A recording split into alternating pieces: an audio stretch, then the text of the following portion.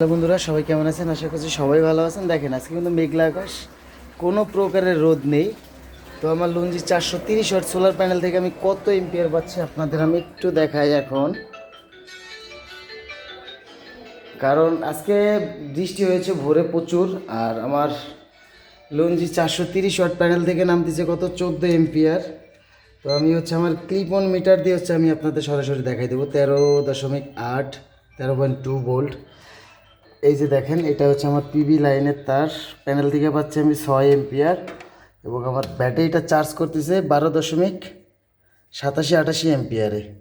আপনারা কিন্তু দেখতেই পাচ্ছেন বন্ধুরা, আমি 430 ওয়াটের একটি প্যানেল ব্যবহার করি। আর আজকে প্রচণ্ড মেঘলা আকাশ, কোনো প্রকারের রোদ নেই। তো লো লাইটে কিন্তু এই লুঞ্জি 430 ওয়াট প্যানেলটি অসাধারণ পারফরমেন্স করছে। 6 এম্পিয়ার পাচ্ছি লো লাইটে, এবং আমার বুস্ট করে চার্জ করতেছে 12.54-53 এম্পিয়ারে। আপনারা দেখতেই পাচ্ছেন, খুব সুন্দর সুন্দর কাজ করছে বন্ধুরা।